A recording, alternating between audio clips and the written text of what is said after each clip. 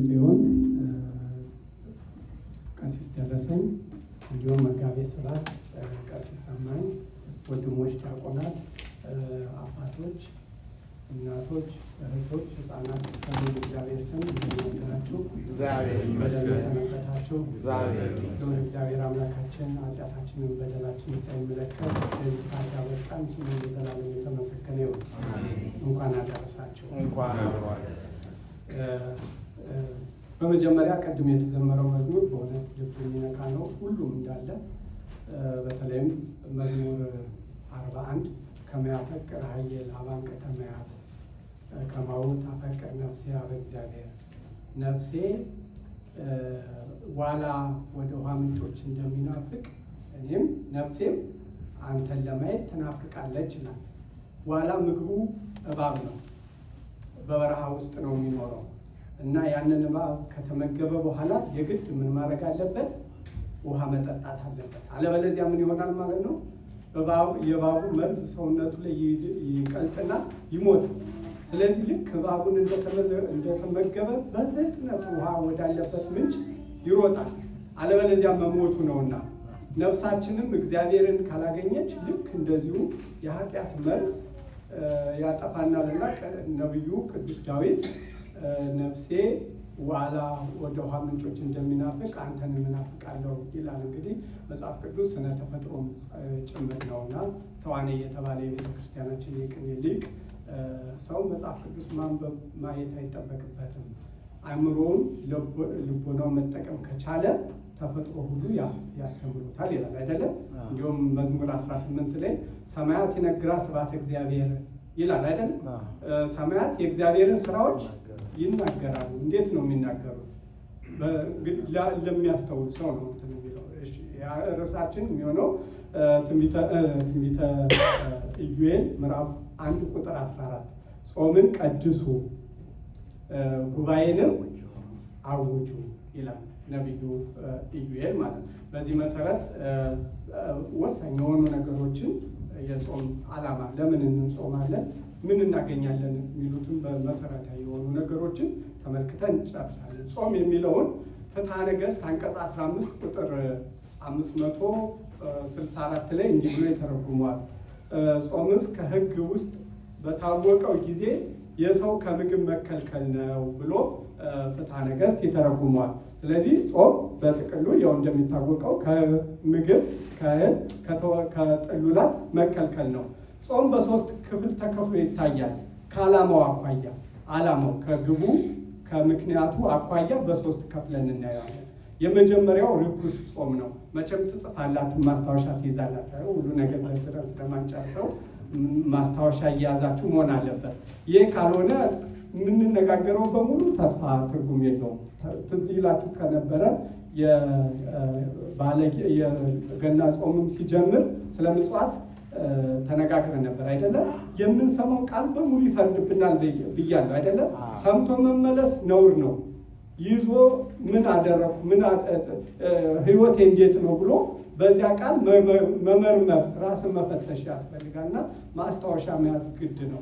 እና ጾም በሶስት ከፍለን እናየዋለን። የመጀመሪያው ምናል ርኩስ ጾም፣ ሁለተኛ ስጋዊ ጾም፣ ሶስተኛ እና ዋነኛው ቅዱስ ጾም ተብሎ ይጠራል።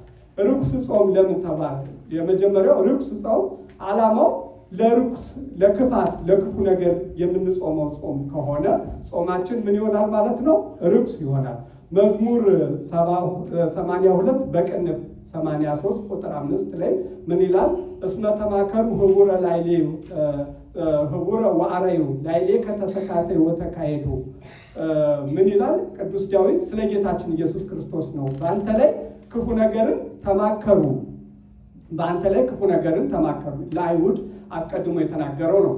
ዛሬውኑ ተቀነዩ ለእግዚአብሔር በፍርሃት የምንለው መዝሙር ቁጥር 2 ላይ ሲጀምር ምን ብሎ ነው የሚጀምረው? ቅዱስ ዳዊት ለምን ታንገለኩ አሕዛብ ወሕዝብኒ ነበሩ ከንቶ ወተንሱ ነገሥተ ምድር ላዕለ እግዚአብሔር ወላዕለ መሲሑ። በእግዚአብሔርና በመሲሑ ላይ አሕዛብና ነገሥታት ለምን ያንጎራጉራሉ ብሎ ነው የሚጀምረው። የክፋታቸውን በጌታችን በኢየሱስ ክርስቶስ ላይ ክፉ ነገር ለማድረግ አስቀድመው የአይሁድን ምክር የአይሁድን ሸንጎ ሲናድሬም ይባላል።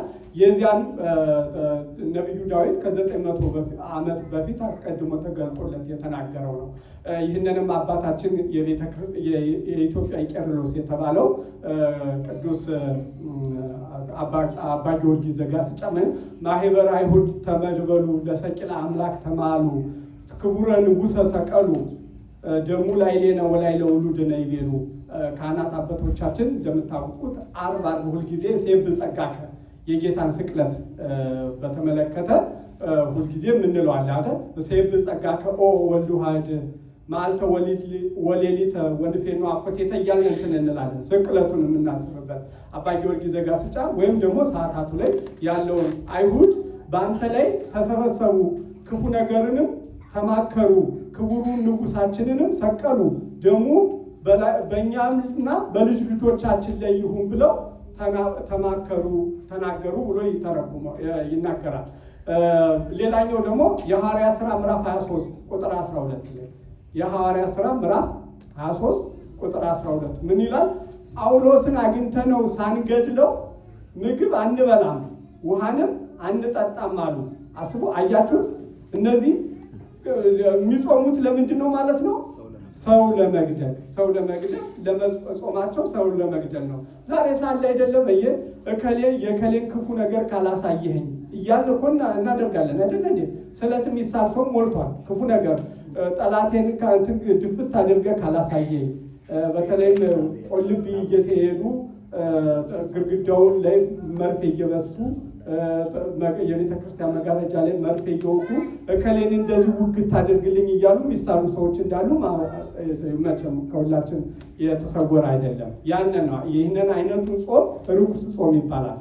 ትንቢተ ኤርምያስ ምዕራፍ 14 ቁጥር 12 ላይ ምን ይላል? ምዕራፍ 14 ትንቢተ ኤርምያስ ምዕራፍ 14 ቁጥር 12 በጾሙ ጊዜ ጌታችን እግዚአብሔር ነው የሚለው፣ በጾሙ ጊዜ ጸሎታቸውን አልሰማም፣ የሚቃጠለውን መስዋዕትና የእህሉንም ቁርባንንም ባቀረቡ ጊዜ አልቀበልም፣ በሰይፍና በረሃብ በቸነፈርም አጠፋቸዋለሁ አለኝ። በሰይፍና በረሃብ በቸነፈርም አጠፋቸዋለሁ አለኝ። እግዚአብሔር ነው እንግዲህ ነው የሚናገረው። ይሄ የክፉ የጾሙ አግባብ ያልሆነ ጾም ከሆነ በተለይም ደግሞ ትንቢተ ኢሳይያስ ምዕራፍ 58 ቁጥር 3 ላይ በሚገባ ደግሞ ዘርዝሮታል። ይህንም ብታነቡልኝ ደስ ይለኛል። ለሁላችሁ ጮክ ብላችሁ ትንቢተ ኢሳይያስ ምዕራፍ 58 ቁጥር 3 እስከ 6 ላይ ያለው ትንቢተ ኢሳይያስ ያገኛችሁት አላችሁ? እሺ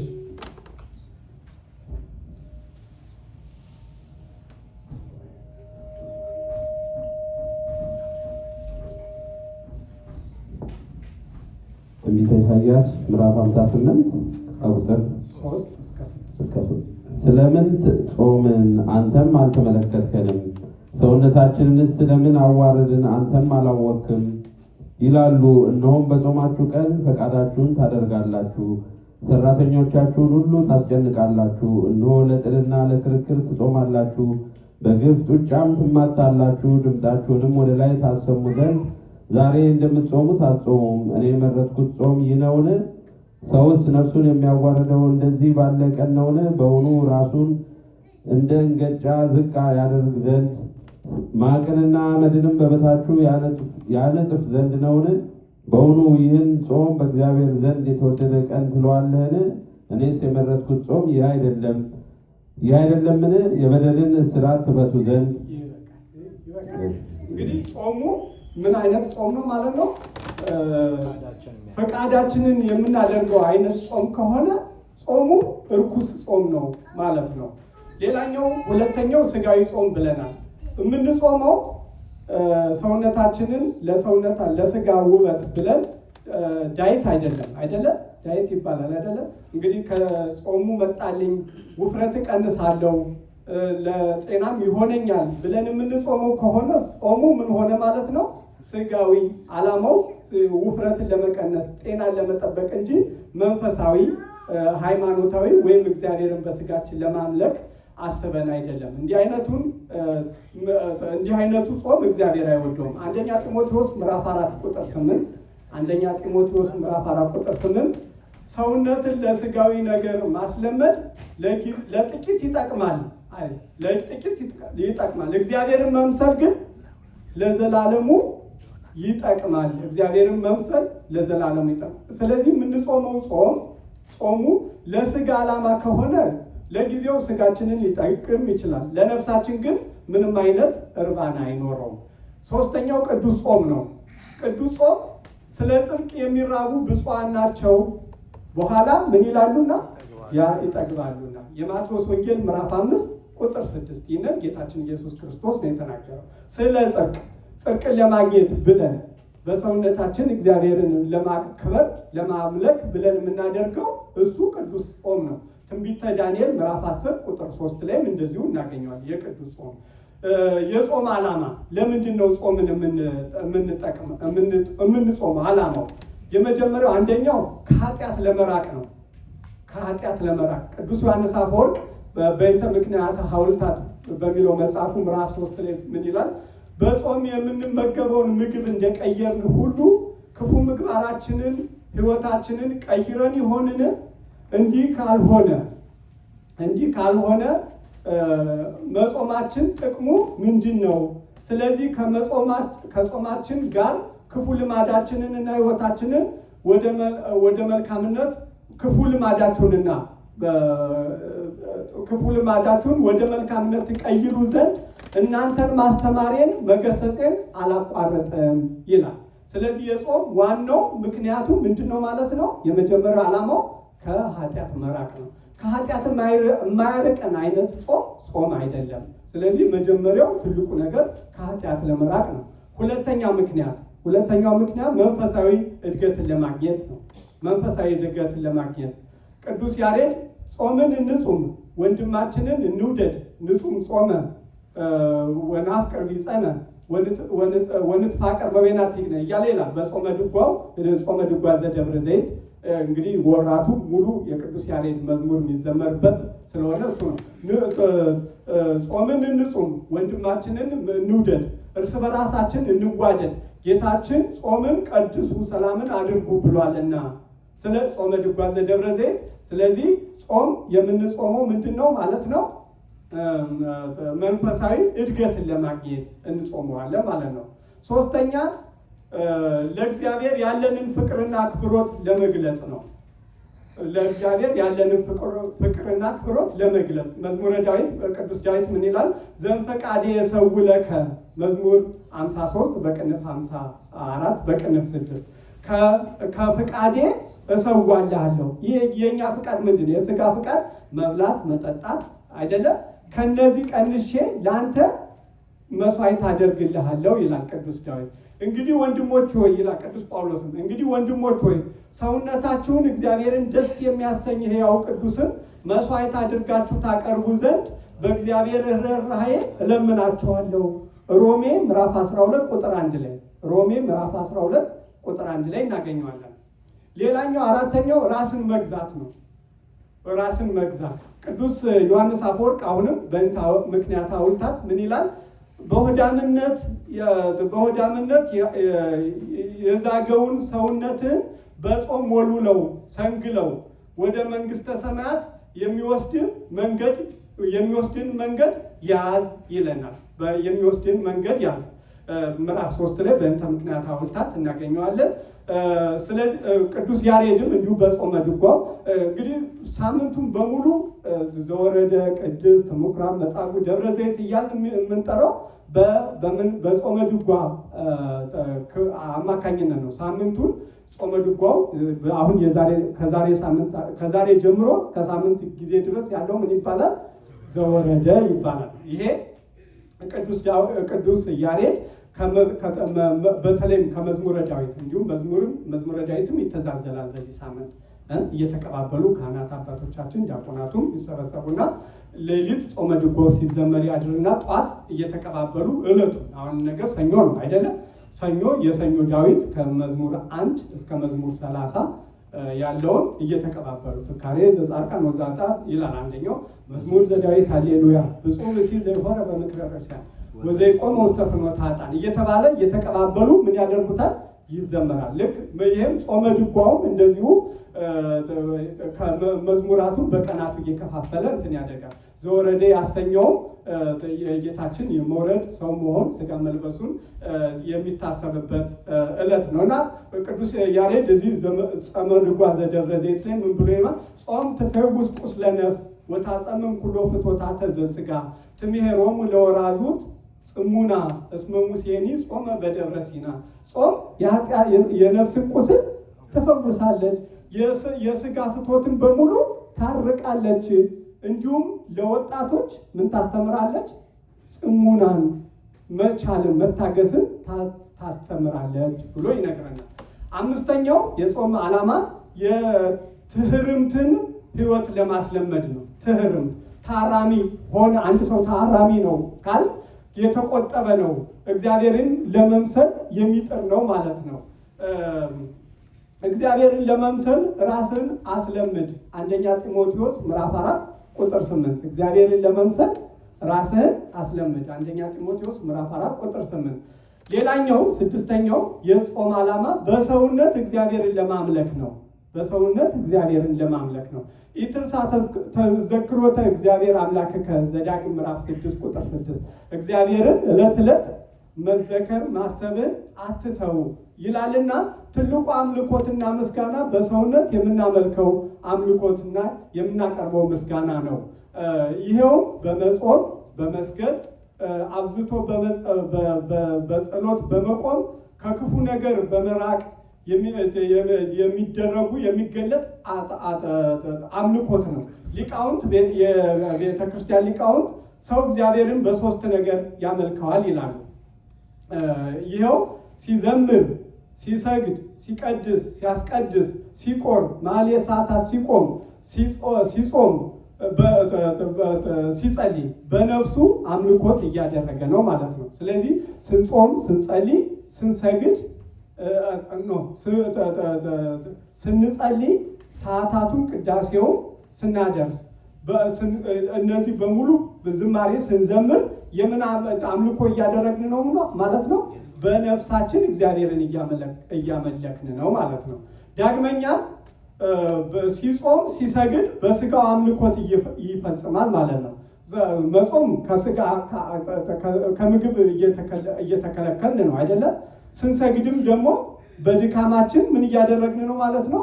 እግዚአብሔርን እያመለክን ነው። ስለዚህ በጾምና መስገድ በስጋ አምልኮታችንን የምንፈጽምበት መሳሪያ ነው። ሌላኛው ሶስተኛው ለድሃ ቸርነትን ስናደርግ፣ አስራት በኩራቱን ስናወጣ፣ ስለት ስናመጣ፣ አብያተ ክርስቲያናትን ስናንጽ በገንዘባችን ምን እያደረግነው ነው ማለት ነው?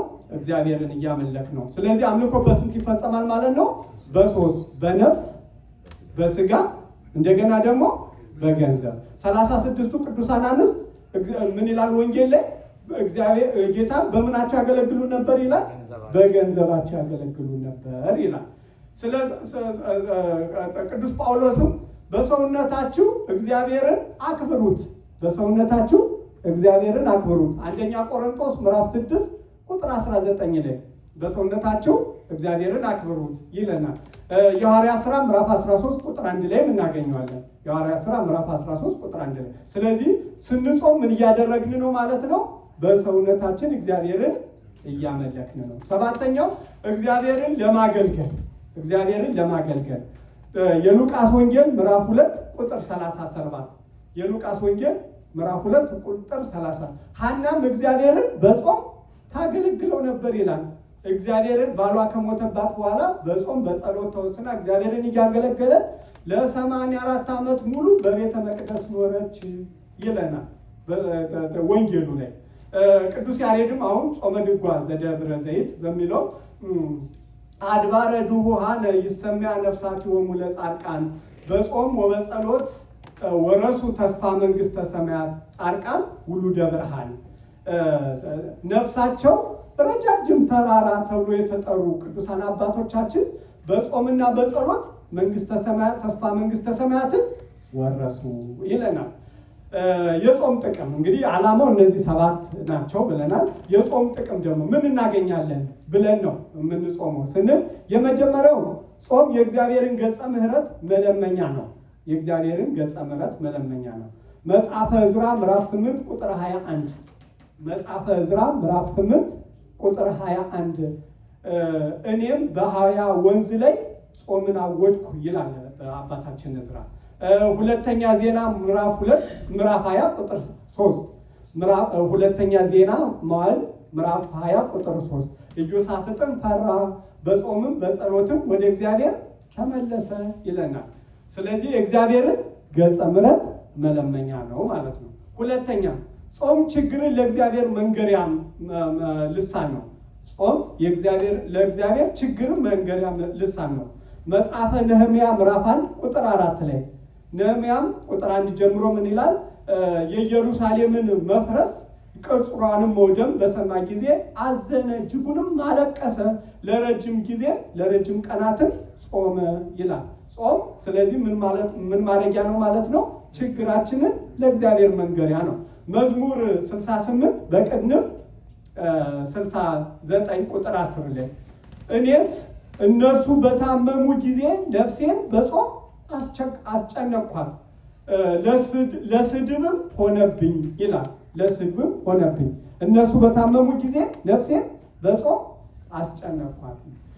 ሌላኛው መጽሐፈ ኢዮብ ምዕራፍ 2 ቁጥር 12 ላይ የኢዮብ 3 ወንድማማቾች እነ በልዳድ ምን አድርገውለታል? ጾመውለታል። ኢዮብ ተቸግሮ ታሞ ባዩት ጊዜ መጽሐፈ ኢዮብ ምዕራፍ 2 ቁጥር 12 ላይ እናገኘዋለን። መጽሐፈ አስቴር ምዕራፍ 4 ቁጥር 1 ላይ መጽሐፈ አስቴር ምዕራፍ 4 ቁጥር 1 ላይ ሐማ አይሁዳውያን በሙሉ ይጠፉ ዘንድ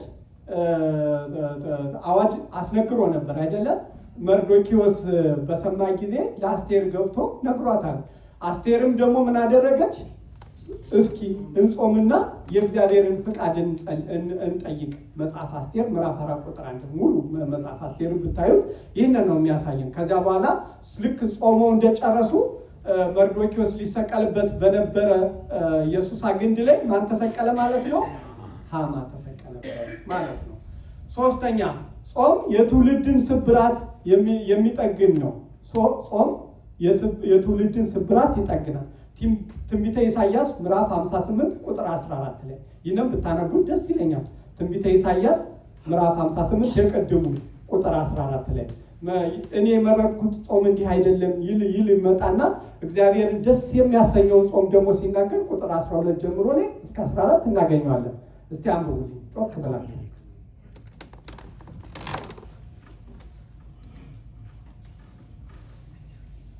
ትንቢተ ኢሳይያስ ምዕራፍ 58 ቁጥር 14 በዚያን ጊዜ በእግዚአብሔር ደስ ይልሃል፣ በምድርም ከፍታዎች ላይ አወጣሃለሁ፣ የአባትንም የያዕቆብን ርስት አበላሃለሁ፣ የእግዚአብሔር አፍ ተናግሯልና። ቁጥር 12 ጀምሮ በጥቅሉ ጾም መልካም ጾም ለሚጾሙ እግዚአብሔርን ለሚፈሩ እንደሚያስደስታቸው እግዚአብሔርን ደስ እንደሚለው እነሱም በሕይወታቸው ደስ እንደሚላቸው ይነግረናል። ትንቢተ ኤርምያስ ምዕራፍ 15 ቁጥር 3 ላይ በተመሳሳይ እናገኘዋለን። ትንቢተ ኤርምያስ ምዕራፍ 15 ቁጥር 3 ላይ። ሌላኛው አራተኛው ጾም አጋንንትን መዋጊያ መሳሪያ ነው። ጾም አጋንንትን የምንዋጋበት መሳሪያችን ነው። ትንቢተ ዳንኤል ምዕራፍ 9 ቁጥር 3 ላይ እናገኘዋለን። የማቴዎስ ወንጌል ምዕራፍ 17 ቁጥር 21 በአማርኛው ምን ይላል? ይሄ አይነት አጋንንት ከጾምና ከጸሎት ውጪ አይወጣም ይላል አይደለም? ግዕዙ የሚገርም ነው። ግዕዙ ምንድነው? ዝንቱ ዘመድ እይወፅ ዘንበለ ጾም ወበጸሎት። ዝንቱ ዘመድ ነው የሚለው አጋንንት አይለውም። ለምንድነው? ለምን ዘመድ አለው ቢሉ ይላሉ አባቶቻችን ሲተረጉሙት የምንበላውን እየበላ የምንጠባውን እየጠባ ከልጅነታችን ጊዜ ጀምሮ አብሮ የሚያድግ ስለሆነ ዘመድ አለው አለ እኮ ታውቃላችሁ አይደለም? ከልጅነታችን ጊዜ ጀምሮ በጾም በጸሎት ያልተወሰን ከሆነ አጋንንት ይጣባናል። ይህንን አጋንንት እዚያ ላይም ልጁ ያገኘው እኮ የጌታ ደቀ መዛሙርቱ መፈወስ ያቃታቸው ምን እያለ ነበረ? አባትየው ምን ይል ነበር? በየጊዜው ፀሐይ ጨረቃ ሙሉ በሆነ ጊዜ ይጥለዋል፣ ከውሃውም ወስዶ ያዳፋዋል እያለ ይነግራቸዋል። ይህ አይነቱ አጋንንት ምን የሆነ ነበረ ማለት ነው? ሲወለድ አብሮት የተወለደ ነው። ይህንን አጋንንት ነው። እንዲህ አይነት አጋንንት ታዲያ ከምን ከጾምና ከጸሎት ውጭ ፈጽሞ አይለቀንም ማለት ነው። ስለዚህ ጾም የምንጾመው ለምንድን ነው? እንዲህ አይነቱን አጋንንት ለመዋጋት ነው። አምስተኛው ጾም ከመንፈሳዊ ተጋድሎ አንዱ ክፍል ነው። ጾም ከመንፈሳዊ ተጋድሎ አንዱ ክፍል ነው። ሁለተኛ ቆሮንቶስ ምዕራፍ 11 ቁጥር 27 ላይ ሁለተኛ ቆሮንቶስ ምዕራፍ 11 ቁጥር 27 ምን ይላል? ብዙ በመራብም በመጾምም እያለ ቅዱስ ጳውሎስ የደረሰበትን መከራዎች ይዘረዝራል። ከዚያ ሁሉ አንዱ ምንድነው ማለት ነው? ጾም ነው ማለት ነው። ስድስተኛው ጾም የእግዚአብሔርን ስጦታ መቀበያ መሳሪያ ነው። የእግዚአብሔርን ስጦታ የምንቀበልበት መሳሪያ ነው። ሁለተኛ ሳሙኤል ምዕራፍ 7 ቁጥር 1 ላይ እናገኘዋለን። ኦሪት ዘጸአት ምዕራፍ 34 ቁጥር 29 ሁለተኛ ሳሙኤል ምዕራፍ 7 ቁጥር 1 እና ኦሪት ዘጸአት ምዕራፍ 34 ቁጥር 29 ሙሴ በደብረ ሲና 40 ቀንና 40 ሌሊት ስለጾመ ነው የእግዚአብሔርን ቃል ኪዳን ታቦት ተቀብሎ ከደብረ ሲና የወረደው። ሲወርድም ደግሞ ምን እየሆነ ነበረ? ፊቱ እያበራ፣ ለእሱ አይታየውም፣ ለሕዝቡ ግን ፊቱ ያበራ ነበረ። ገልብብ ለነ ገጽከ እያሉ እንዲሁም ይለምኑት ነበረ፣ እባክህ ፊትህን ሸፍንልን። ስለዚህ ጾም ፊት ሁሉ እስከሚያበራ የሰውነት ብርሃናችን ሁሉ እስከ መቀየር ድረስ ይደርሳል። 40 ቀንና 40 ሌሊት እህል ሳይቀምስ ውሃ ሳይጠጣ ጾሞ ያገኘው ክብር ነው ማለት ነው። ሰባተኛው ጾም ወደ በለጠ ክብር መሸጋገሪያ ነው። እንደ መሸጋገሪያ ድልድይ ነው። ቅዱስ ያሬድ አሁንም ዛቲ ጾም በቁየት ባቲ ትፈሪ ጽድቀ ወታበጽ ውስተ አእምሮ ዚያሁ፣ ይቺ ጾም ጥቅም አላት፣ ጽድቅን ታፈራለች፣ እግዚአብሔርንም ወደ ማወቅ ታደርሳለችና ይላል። ጾመ ድጓ ዘደብረ ዘይት አሁንም ጾመ ድጓ ዘደብረ ዘይት ላይ እናገኘዋለን። ሌላኛው ሃይማኖተ አበው ዘኤጲፋኒዎስ ምዕራፍ 59 ቁጥር 1 ላይ እናገኘዋለን። ሃይማኖተ አበው ዘኤጲፋኒዎስ ምዕራፍ 59 ቁጥር 1 ላይ የሐዋርያት ሥራ ምዕራፍ 14 ቁጥር 23 የሐዋርያት ሥራ ምዕራፍ 14 ቁጥር 23። ስምንተኛው ጾም ከእግዚአብሔር ቁጣ መሰወሪያ መሳሪያ ነው። ከእግዚአብሔር ቁጣ መራቂያ ነው። ትንቢተ ዮናስ ምዕራፍ 3 ቁጥር 1 ላይ መቼም ባለፈው የነነዌን ጾም ስንጾም ታስታውሳላችሁ አይደለ? እግዚአብሔር ከቁጣው እንዴት እንደራቀ የነነዌ ሕዝብ ከትንሹ አንስቶ እስከ ታላቁ ድረስ ማቅ በመልበስ አመድ በመነስነስ ምግብ ሳይበሉ ሳይጠጡ የመጣባቸው መቅሰፍት በምን አርቀውታል ማለት ነው? በጾማቸው አርቀውታል። ትንቢተ ዮናስ ምዕራፍ 3 በሙሉ ይህንን ይነግረናል። ዘጠነኛው ጾም የሥጋ መጎሰሚያ ልጓም ነው። ጾም የሥጋ መጎሰሚያ ልጓም ነው። ነፍሴን በጾም አደከምኳት መዝሙር 34 በቅንፍ 35 ቁጥር 13 ነፍሴን ምን አደረኳት? በጾም አደከምኳት። ቅዱስ ዳዊት ጉልበቶቼን በጾም ደከሙ፣ ሥጋዬን ቅቤ ከማጣት የተነሳ ምን አለ? ከሳ። መዝሙር 109 ቁጥር 24 መዝሙር 109 ቁጥር 24 ቅዱስ ያሬድም አሁን በጾመ ድጓው በንጹም ጾመ ወናግርሮ ለሥጋነ እግዚእነ ጾመ በእንቲአነ አርአያዚያሁ ከመ ይሃበነ፣ በንጹህ ሕሊና ጾምን እንጹም ሥጋችንንም እናስገዛው፣ ጌታችን ኢየሱስ ክርስቶስ የእርሱን አራያና አብነት ይሰጠን ዘንድ ስለኛ ጾመ ይለናል። ይጹም ዓይን ይጹም ልሳን እዝንኒ ይጹም እምሰሚያ ህሱም በተፋቀሩ፣ ዓይናችን ይጹም፣ ጆሮአችንም ክፉ ከመስማት ይጹም፣ አንደበታችንንም ይጹም። ሁላችንም በተፋቀሮ በመዋደድ ይህንን እናደርገው። ጾም ስንጾም በፍቅር ይህ ሁሉ ነው መሆን ያለበት። ከምግብ መከልከል የግድ ያስፈልጋል። ልክ ከምግብ እንደተከለከል ከኃጢአትም ሁሉ መራቅ አለብን። ምግብ የኃጢአት ውጤት ነው።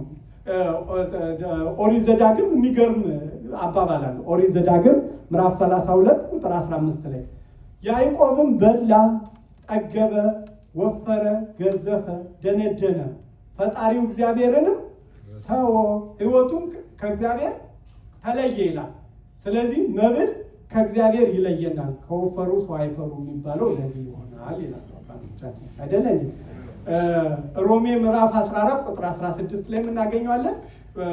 መልካም የሆነ ጾም የምንጾመው እግዚአብሔርን ለማስደሰት ለማምለክ ስለሆነ ሮሜ 14 ቁጥር 16፣ የማቴዎስ ወንጌል ምዕራፍ 5 ቁጥር 6 ስለ ጽድቅ የሚራቡ ብፁዓን ናቸው የሚለው ማለት ነው። 10ኛው ጾም ሚስጥር ገላጭ ነው። ሚስጥር ገላጭ ነው።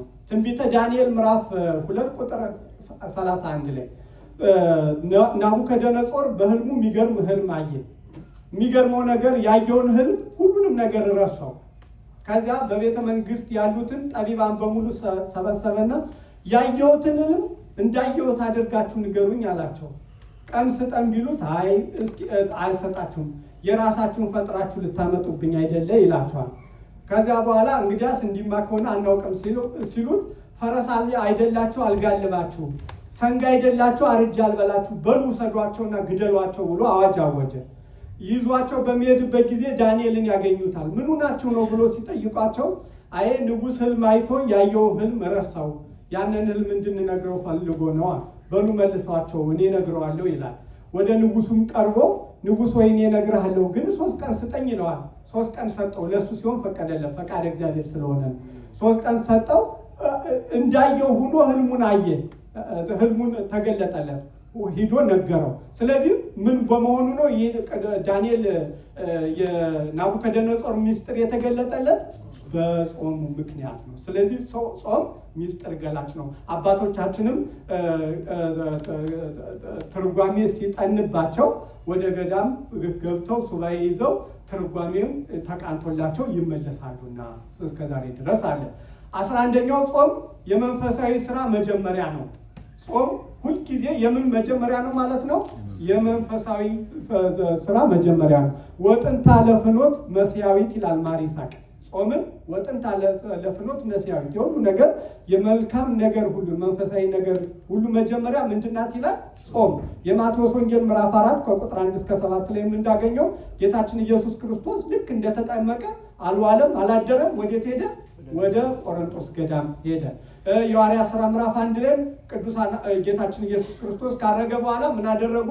በጠፋው በይሁዳ ምትክ ለመሾም ምን አደረጉ? ጾምን ጾሙ። እያንዳንዱ የሐዋርያት ሥራ ምዕራፍ 13 ላይ ምዕራፍ 12 ላይ ስናይ ቅዱሳን ሐዋርያት ስራቸውን ከመጀመራቸው አስቀድሞ ምን ያደርጋሉ ማለት ነው? ጾምን ይጾማሉ። ስለዚህ ጾም የመንፈሳዊ ስራ ሁሉ መጀመሪያ ነው። 12ኛ ጾም የንስሐ ማደሻ የእንባ መገኛ ነው። 2ኛ ሳሙኤል ምዕራፍ 12 ቁጥር 15 ነቢዩ ዳዊት ኦሪዮንን ካስገደለ በኋላ የኦሪዮንን ሚስት ከደፈረ በኋላ ልጁ ተወለደ፣ ታመመ። መታመሙ ሲሰማ አዘነ፣ ጾመ፣ አለቀሰ። ጉድጓድ ቆፍሮ እዚያ ጉድጓድ ውስጥ ገብቶ አልወጣም አለ። ልጁ እርግጥ ሞተ። ውጣ ሲሉት አልወጣም። አባቶቻችን በትርጓሜ ምን ይሉታል? እንባው ዙሪያውን የእንባው ብዛት ዙሪያውን እያረሰረሰው እንደ ውሃ ሆኖ ዛፍ አበቀለ፣ ሰውነቱን ሁሉ እስኪሸፍነው ድረስ ደረሰ ይላል። ከዚያ በኋላ ነው መዝሙር 17ን አፈቅረ ከግዚኦ ባይሌ እግዚአብሔር ኃይሌ ወጽኦኔ ወመዳኔ ያንን የደረሰው ልክ እግዚአብሔር ይቅር እንዳለው በናታን አማካኝነት ሲነግረው ነው ብለው አባቶቻችን ይተረጉሙታል። ስለዚህ እጅግ ጾሙ እንባው እስከምን ድረስ ነው? እንደ ውሃ እጽዋትን ሁሉ እስኪያበቅል ድረስ የደረሰ ነው። ቅዱስ ያሬድም ወሀበነ ጾመ ለንስሐ በዘይሰረይ ኃጢአት የሚሰረይበትን ጾምን ለንስሐ ሰጠን ይላል። የመጨረሻው 13 ጾም እድሜ ማራዘሚያ መድኃኒት ነው። የኃጥአን እድሜ አጭር ናት ይላል ምሳሌ ምዕራፍ 10 ቁጥር 27 የኃጥአን እድሜ አጭር ናት። ጾም ወጸሎት ወተፋቅሮ ይእቲ ታድኅን ሞት ታስተፌስ በሰማያት ቅዱስ ያሬድ ሞት ጾም እና ጸሎት እና እርስ በርስ መዋደድ የሞት መድኃኒት ናት፣ በሰማያትም ታስደስታለች ይላል። የሉቃስ ወንጌል ምዕራፍ 2 ቁጥር 37 ሐና በመጾሟ በመጸለያ ባሏ ከሞተባት በኋላ በቤተ መቅደሱ ውስጥ ተወስና ለስንት ዓመት ኖር ይችላል? ለ84 ዓመት ኖራለች። ስለዚህ በጥቅሉ እንግዲህ የምንጾመው በተለይም የማቴዎስ ወንጌል ምዕራፍ 4 ላይ ይሄ ጾም የጌታ ጾም ነውና የምንጾመው ጌታ አርእስተ ኃጣውእ አሸንፏል። እነዚህ አርእስተ ኃጣውእ 3 ናቸው። የመጀመሪያው ትዕቢት፣ ትዕቢትን በምን አሸንፎታል? በትሕትና አሸንፎታል። ፍቅረ ነዋይን በምን አሸንፎታል? በጸሊያ ነዋይ አሸንፎታል። ሶስተኛው ደግሞ ስስትን፣ ምግብን በመተው የሚያምረንን የሚያሰኘንን በመተው ስስትን። እነዚህ 3ቱ የኃጢአት ሁሉ ስር ናቸው። ስለዚህ ስንጾም ከነዚህ አርእስተ ኃጣውእ ከተባሉት ሁሉ እንሰወራለንና ጾማችን መልካም ጾም ያደርግልን። ይህ ዓላማው ሁሉ ይህ ሁሉ ሳለ ከነዚህ ዓላማ ውጭ መሆን የለበትም እና የምንጾመው እነዚህን ክብር ለማግኘት ነው ማለት ነው። ወስብሐት ለእግዚአብሔር።